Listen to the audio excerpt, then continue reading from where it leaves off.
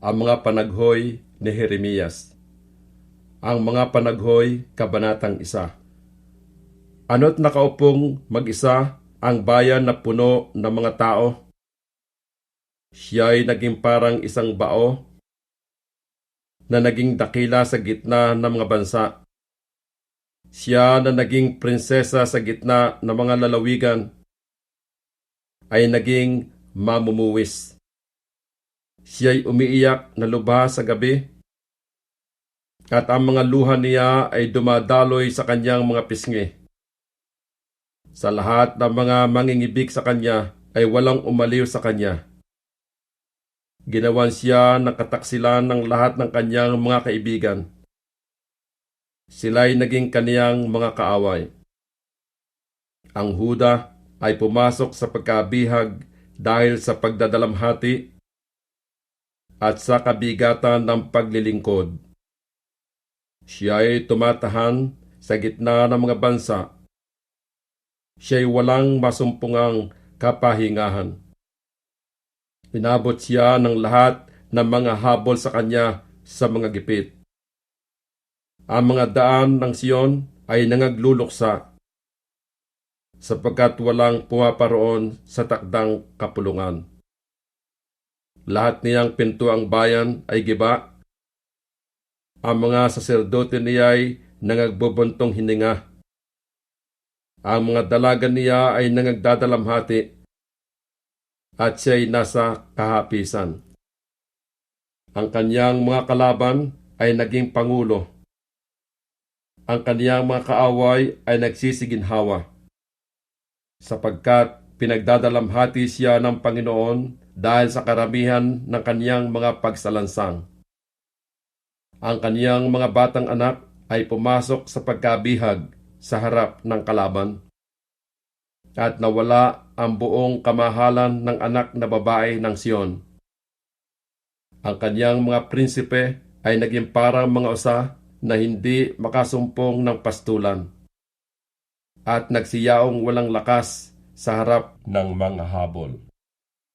Naalaala ng Jerusalem sa kaarawan ng kanyang pagdadalamhati at ng kanyang mga karalitaan ang lahat niyang naging maligayang bagay na mga kaarawan ng una.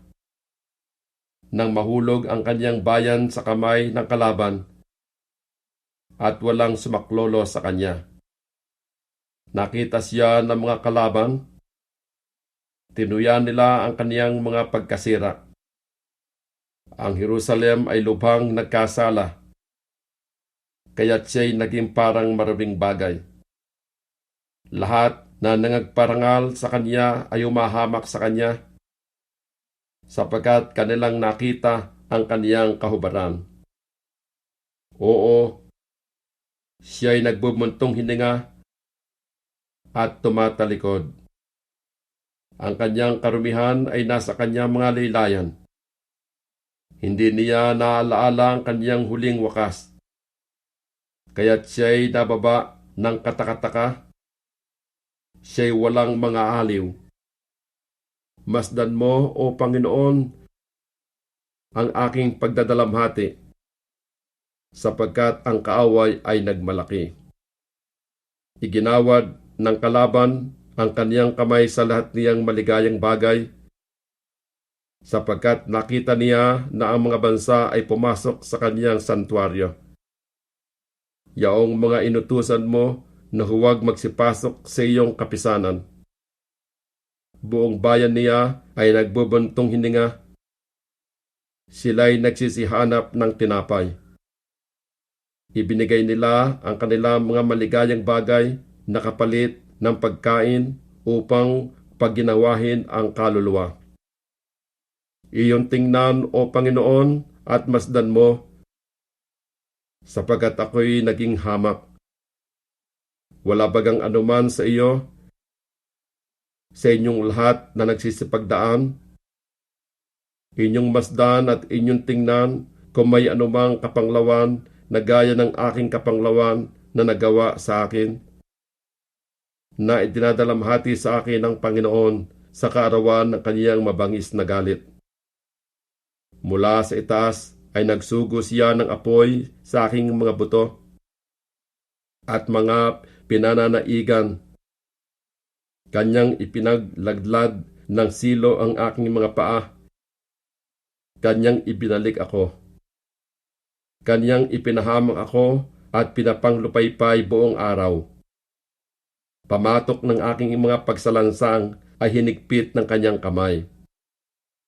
Mga nagkakalakip-lakip nagsiabot sa aking lieg. Kanyang pinanglupaypay ang aking kalakasan. Ibinigay ako ng Panginoon sa kanilang mga kamay laban sa mga hindi ko matatayuan. Iniuwi ng Panginoon sa wala ang lahat na aking mga makapangyarihang lalaki sa gitna ko. Siya ay tumawag ng isang takdang kapulungan laban sa akin upang pagwaray-warayin ang aking mga binata. Niyapakan ng Panginoon na parang pisaan ng ubas ang anak na dalaga ng Huda. Dahil sa mga bagay na ito ay umiiyak ako. Ang mata ko ay dinadaluyan ng luha. Sapagkat ang mga aliw na marapat magpaginhawa ng aking kaluluwa ay malayo sa akin. Ang mga anak ko ay napahamak sapagkat nanaig ang kaaway. Iginawad ng Sion ang kanyang mga kamay, walang umaliw sa kanya. Nagutos ang Panginoon tungkol sa Jacob na silang nangasa palibot niya ay magiging kaniyang mga kalaban. Ang Jerusalem ay parang maraming bagay sa gitna nila.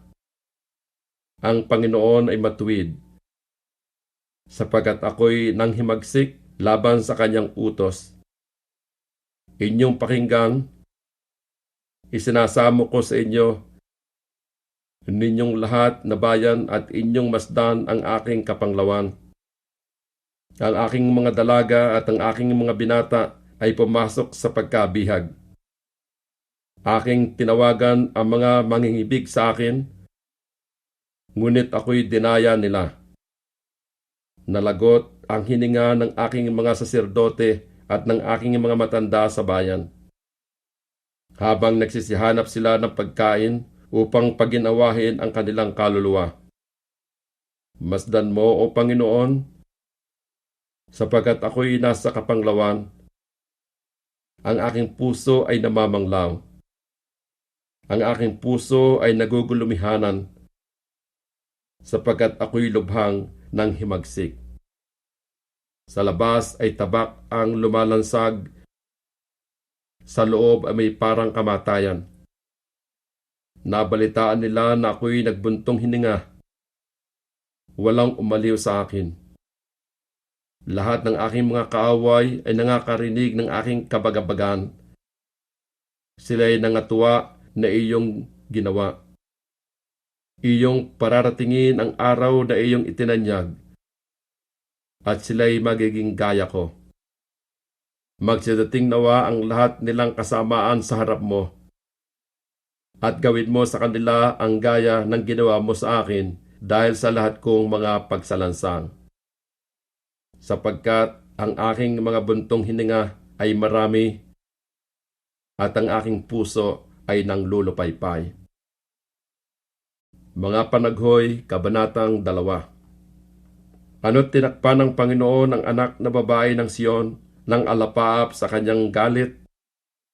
Kaniyang inihagis mula sa langit hanggang sa lupa ang kagandahan ng Israel. At hindi inaalaala ang kaniyang tuntungan ng paa sa kaarawan ng kanyang galit. Nilamon ng Panginoon ang lahat na tahanan ng Jacob, at siya'y hindi naawa. Kanyang ibinagsak sa kanyang puot ang mga katibayan ng anak na babae ng Huda. Kaniyang inilugmok ang mga yaon sa lupa. Kanyang ipinahamak ang kaharian at ang mga prinsipe niyaon. Kanyang inihiwalay sa pamagitan ng mabangis na galit ang buong sungay ng Israel. Kaniyang iniurong ang kaniyang kanang kamay sa harap ng kaaway. At kaniyang sinilaban ang Jacob na parang maalab na apoy na namumugnaw sa palibot. Kanyang iniakma ang kanyang busog na parang kaaway. Kanyang niamba ang kanyang kanan na parang kalaban. At pinatay ang lahat na maligaya sa mata. Sa tolda ng anak na babae ng Sion ay kanyang ibinuhos ang kanyang kapusukan na parang apoy. Ang Panginoon ay naging parang kaaway. Kanyang nilamon ang Israel. Kanyang nilamon ang lahat niyang palasyo. Kanyang iginiba ang kaniyang mga katibayan. At kaniyang pinarami sa anak na babae ng Huda ang panangis at panaghoy. At kanyang inalis na may karahasan ang tabernakulo niya na gaya ng nasa halamanan. Kanyang sinira ang kanyang mga dako ng kapulungan. Ipinalimot ng Panginoon ang takdang kapulungan at sabat sa Sion, at hinamak sa pag-iinit ng kanyang galit ang hari at ang saserdote. Iniwasak ng Panginoon ang kanyang dambana. Kanyang kinayamutan ang kanyang santuaryo. Kanyang ibinigay sa kamay ng kaaway ang mga pader ng kanyang mga palasyo. Sila'y nangag-ingay sa bahay ng Panginoon na parang kaarawan ng takdang kapulungan. Ipinasya ng Panginoon na gibain ang kuta ng anak na babae ng Sion. Kanyang iniladlad ang lubid. Hindi niya iniurong ang kanyang kamay sa pagiba. At kaniyang pinapanaghoy ang muog at ang kuta. Nangang lulupaypay kapwa. Ang kaniyang mga pintuang bayan ay nangabaon sa lupa. Kaniyang giniba at nasira ang kaniyang mga halang. Ang kaniyang hari at ang kaniyang mga prinsipe ay nanga sa gitna ng mga bansa na hindi kinaroroonan ng kautusan. Oo, ang kaniyang mga propeta ay hindi nangakasusumpong ng pangitaing mula sa Panginoon. Ang mga matanda ng anak na babae ng Sion ay nangauupo sa lupa. Sila'y nagsisitahimik. Sila'y nangagsabog ng alabok sa kanilang mga ulo. Sila'y nangagbigkis ng kayong magaspang. Itinungo ng mga dalaga sa Jerusalem ang kanilang mga ulo sa lupa. Pinangangalumata ng mga luha ang aking mga mata. Namamanglaw ang aking puso. Ako'y lubhang nahahapis dahil sa pagkapahamak ng anak na babae ng aking bayan. Dahil sa mga bata at ang mga pasusuhin ay nangaglulupaypay sa mga lansangan ng bayan. Kanilang sinasabi sa kanilang mga ina, saan nandoon ang trigo at alak? Pagka sila'y nanganglulupaypay na parang sugatan sa mga lansangan sa bayan. Pagka ang kanilang kaluluwa ay nanglulupaypay sa kandungan ng kanilang mga ina. Ano ang aking patutuhanan sa iyo? Sa ano kita iwawangis, o anak na babae ng Jerusalem? Ano ang ihahalintulad ko sa iyo upang maaliw kita, o anak na dalaga ng Sion? Sapagkat ang iyong sira ay malaking parang dagat. Sino makapagpapagaling sa iyo? Ang iyong mga propeta ay nakakita para sa iyo ng mga pangitain na walang kabuluhan at kamangmangan. At hindi nila inilitaw ang iyong kasamaan upang bawiin ang iyong pagkabihag, kundi nakarinig para sa iyo ng mga hulang walang kabuluhan at mga kadahilanan ng pagkatapon. Lahat na nangagdaraan ay ipinapalakpak ang kanilang kamay sa iyo. Sila'y nagsisisutsut at iginagalaw ang kanilang ulo sa anak na babae ng Jerusalem na sinasabi, ito baga ang bayan na tinatawag ng mga tao ang kasakdalan ng kagandahan, ang kagalakan ng buong lupa? Ibinukang maluwang ng lahat mong kaaway ang kanilang bibig laban sa iyo. Sila'y nagsisisutsot at nagsisipangalit ng ngipin. Kanilang sinasabi, aming nilamon siya. Tunay na ito ang kaarawan na aming hinihintay, aming nasumpungan, aming nakita. Ginawa ng Panginoon ang kanyang ipinasya, kanyang tinupad ang kanyang salita na kanyang iniutos ng mga kaarawan ng una. Kanyang ibinagsak at hindi naawa, at kanyang pinapagkatuwa sa iyo ang kaaway. Kanyang pinataas ang sungay ng iyong mga kalaban. Ang kanilang puso ay nagsisidaing sa Panginoon. O kuta ng anak na babae ng Siyon, dumaloy ang mga luha na parang ilog araw at gabi. Huwag kang magpahinga. Huwag kang maglikat ang itim ng iyong mata. Bumangon ka, humiyaw ka sa gabi, sa pasimula ng mga pagpupuyat. Ibuhos mo ang iyong puso na parang tubig sa harap ng mukha ng Panginoon. Igawad mo ang iyong mga kamay sa Kanya dahil sa buhay ng iyong mga batang anak na nanglulupaypay sa gutom sa dulo ng lahat na lansangan. Tingnan mo, O Panginoon, at masdan mo kung kanino mo ginawa ang ganito. Kakanin baga ng mga babae ang kanilang ipinanganak, ang mga anak na kinakalong sa mga kamay? Papatayin baga ang saserdote at ang propeta sa santuaryo ng Panginoon? Ang binata at ang matanda ay humihiga sa lupa sa mga lansangan. Ang aking mga dalaga at ang aking mga binata ay nangabawal sa tabak.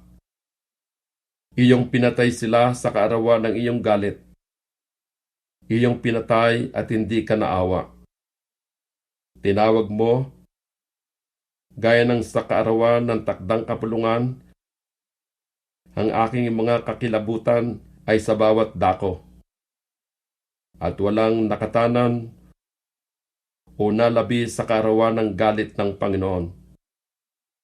Yaong aking mga kinalong at pinalaki ay nilipol ng aking kaaway.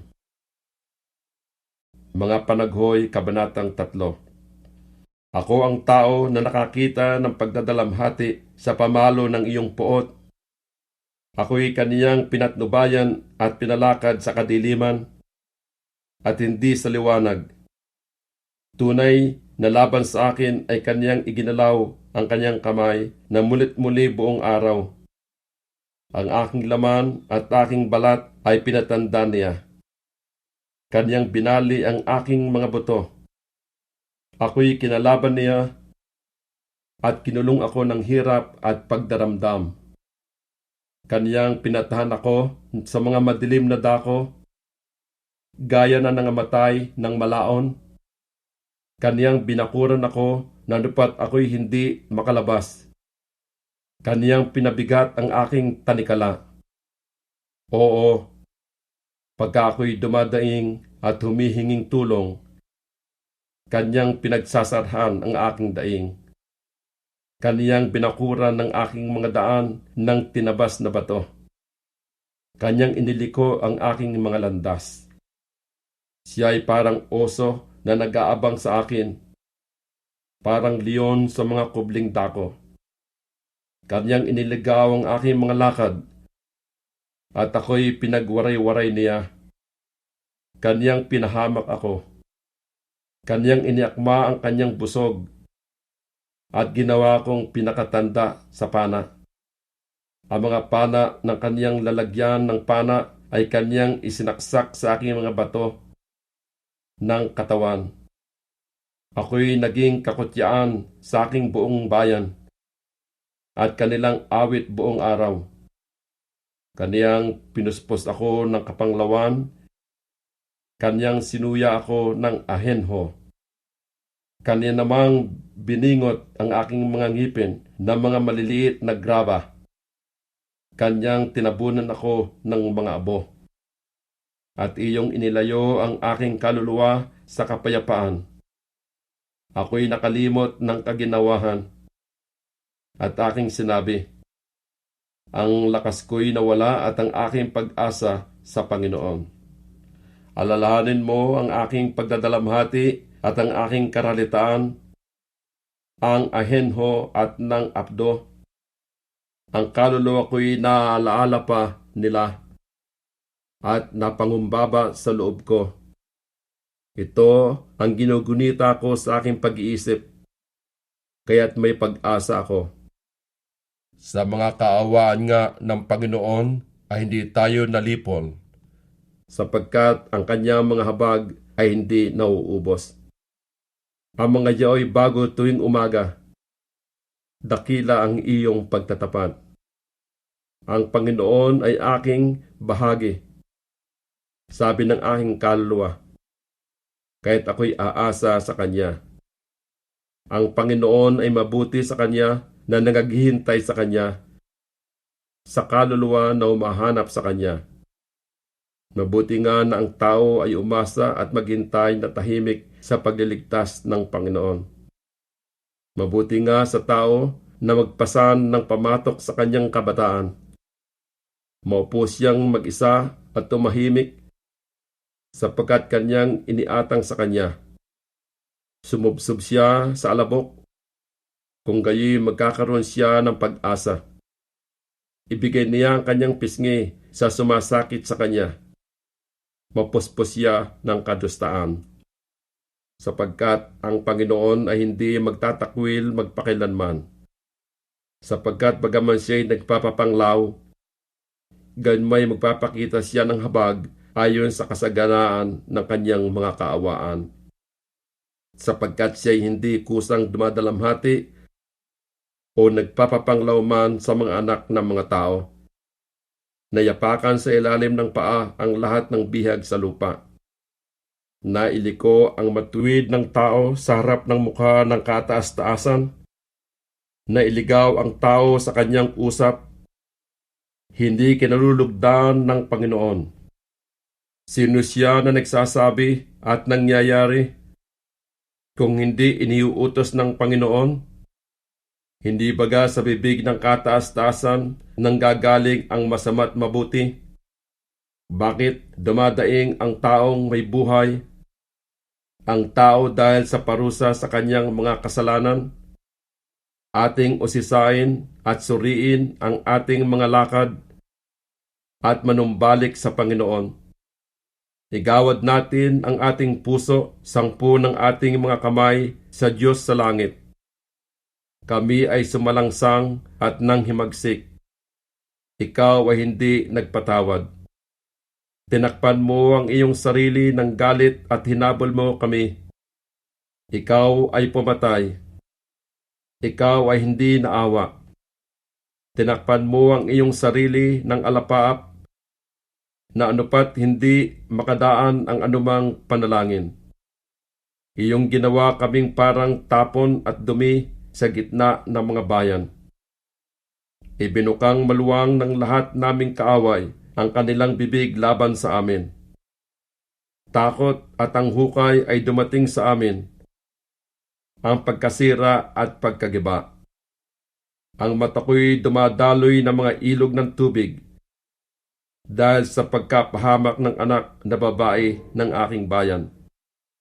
Ang mata ko'y dinadaluyan at hindi naglilikat na walang pagitan, hanggang sa ang Panginoon ay tumungo at tumingin mula sa langit.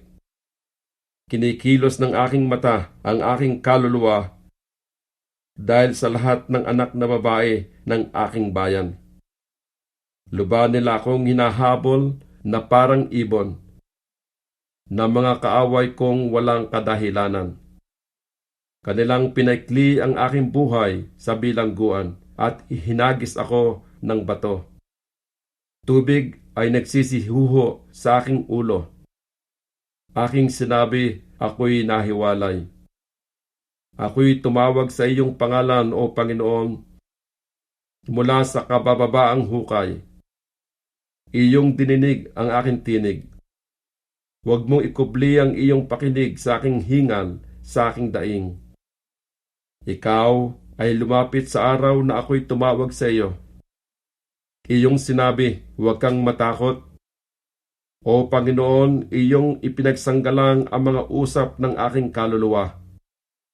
Iyong tinubos ang aking buhay. O Panginoon, iyong nakita ang aking pagkakamali. Hatulan mo ang aking usap. Iyong nakita ang lahat nilang paghihiganti at ang lahat nilang pasya laban sa akin. Iyong narinig ang kanilang pagduwahagi, O Panginoon, at lahat nilang pasya laban sa akin. Ang mga labi na nagsisibangon laban sa akin at ang kanilang pasya laban sa akin buong araw. Masdan mo ang kanilang pag-upo at ang kanilang pagtayo. Ako ang kanilang awit. Ikaw ay magbibigay sa kanila ng kagantihan, O Panginoon, ayon sa gawa ng kanilang mga kamay. Iyong papagmatigasin ang kanilang puso, ang iyong sumpa sa kanila. Iyong habulin sila sa galit, at iyong lilipunin sila mula sa silong ng langit ng Panginoon. Mga Panaghoy, Kabanatang 4. Ano't ang ginto ay naging malabo. Ano't ang pinakadalisay na ginto ay nagbago. Ang mga bato ng santuaryo ay natapon sa dulo ng lahat na lansangan. Ang mga mahalagang anak ng Siyon, nakatulad ng dalisay na ginto, ano't pinahahalagahan na waring mga sisidlang lupa, nagawa ng mga kamay na magpapalyok. Maging ang mga tsakal ay naglalabas ng suso, na nagpapasuso sa kanilang mga anak. Ang anak na babae ng aking bayan ay naging mabagsik, parang mga abestros sa ilang. Ang dila ng sumususong bata ay nadidikit sa ngalangala ng kanyang bibig dahil sa uhaw. Ang mga munting bata ay nagsisihingi ng tinapay, at walang taong magpuputol nito sa kanila. Silang nagsisikaing mainam ay nangahandusay sa mga lansangan.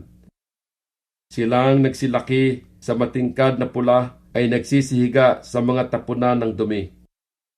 Sapagkat ang kasamaan ng anak na babae ng aking bayan ay lalong malaki kaysa kasalanan ng Sodoma, na nagiba sa isang sandali at walang mga kamay na humawak sa kanya. Ang kanyang mga mahal na tao ay lalong malinis kaysa niebe, mga lalong maputi kaysa gatas. Sila ay lalong mapula sa katawan kaysa mga ruby. Ang kanilang kinis ay parang safiro. Ang kanilang anyo ay lalong maitim kaysa uling. Sila hindi makikilala sa mga lansangan. Ang kanilang balat ay naninikit sa kanilang mga buto, natutuyo, nagiging parang tungkod. Silang napatay ng tabak ay maigi kaysa kanila na napatay ng gutom, sapagkat ang mga ito ay nagsisihapay na napapalagpasan dahil sa pangangailangan ng mga bunga sa parang. Ang mga kamay ng mahabaging babae ay nangagluto ng kanilang sariling mga anak, mga naging kanilang pagkain sa pagkapahamak ng anak na babae ng aking bayan. Ginanap ng Panginoon ang kanyang kapusukan, kaniyang ibinugso ang kaniyang mabangis na galit, at siya ay nagpaalab ng apoy sa Siyon na pumugnaw ng mga patibayan niyaon. Ang mga hari sa lupa ay hindi nanganiwala, o ang lahat mang nananahan sa sanglibutan, na ang kaaway at kalaban ay papasok sa mga pintuang bayan ng Jerusalem. Dahil nga sa mga kasalanan ng kanyang mga propeta at sa mga kasamaan ng kanyang mga saserdote, na nagbubo ng dugo ng mga ganap sa gitna niya. Sila'y nagsisikapa sa mga lansangan na para mga bulag. Sila'y nangagdudumihan ng dugo, na anupat hindi mahipo ng mga tao ang kanilang mga suot. Magsihiwalay kayo Sila'y nagsisihiyaw sa kanila. Marurumi, magsihiwalay kayo. Magsihiwalay kayo. Huwag ninyong hipuin. Nang sila'y magsitakas at magsilaboy ay sinabi ng mga tao sa gitna ng mga bansa, hindi na sila nangingibang bayan pa rito. Pinangalat sila ng galit ng Panginoon. Sila'y hindi na niya lilingapin pa. Hindi nila iginagalang ang mga pagkatao ng mga saserdote. Hindi nila pinakukundanganan ang mga matanda. Ang mga mata ay nangangalumata dahil sa aming paghihintay ng walang kabuluhang tulong. Sa aming paghihintay ay nangaghihintay kami sa isang bansa na hindi makapagliligtas. Kanilang inaabangan ang aming mga hakbang upang huwag kaming makayaon sa aming mga lansangan. Ang aming wakas ay malapit na. Ang aming mga karawan ay nangaganap sapagkat ang aming wakas ay dumating. Ang mga habol sa amin ay lalong maliliksi kaysa mga agila sa himpapawid. Kanilang hinabol kami sa mga bundok. Kanilang binakayan kami sa ilang. Ang hinga ng aming mga butas ng ilong, ang pinahira ng Panginoon ay nahuli sa kanilang mga hukay. Na siya naming pinagsasabihan, sa kaniyang mga lilim ay mabubuhay kami sa mga bansa. Ikaw ay magalak at matuwa, o anak na babae ng Edom na tumatahan sa lupain ng Uz. Ang saro ay darating din sa iyo. Ikaw ay malalango at magpapakahubad. Ang parusa sa iyong kasamaan ay naganap, o anak na babae ng Sion. Hindi ka na niya dadalhin pa sa pagkabihag. Kaniyang dadalawin ng iyong kasamaan, o anak na babae ng Edom. Kanyang ililitaw ang iyong mga kasalanan. Mga Panaghoy, Kabanatang 5. Iyong alalahanin, O Panginoon, kung anong dumating sa amin. Iyong masdan at tingnan ang aming pagkadusta. Ang aming mana ay napasa mga taga-ibang lupa. Ang aming mga bahay ay sa mga taga-ibang bayan. Kami ay mga ulila at walang ama. Ang aming mga ina ay para mga bao.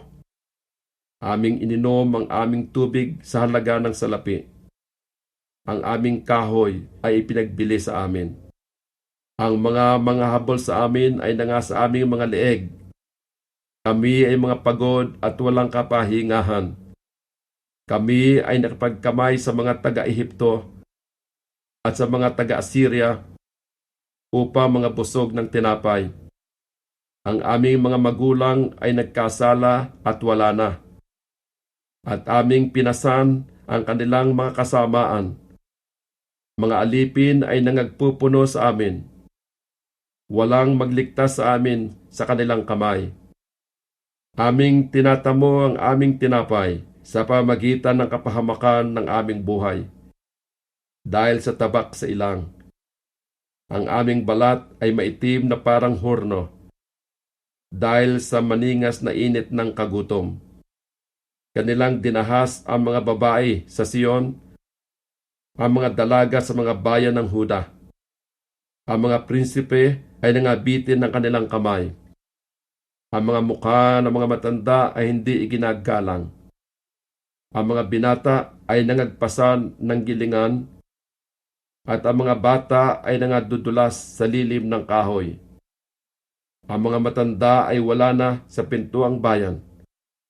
Ang mga binata ay wala na sa kanilang mga tugtugin. Ang kagalakan ng aming puso ay naglikat. Ang aming sayaw ay napalitan ng tangisan. Ang putong ay nahulog mula sa aming ulo. Sa aba namin, sapagkat kami ay nangagkasala. Dahil dito ang aming puso ay nanglulupaypay. Dahil sa mga bagay na ito ay nagdidilim ang aming mga mata. Dahil sa bundok ng Sion na nasira, nilakaran ng mga sora.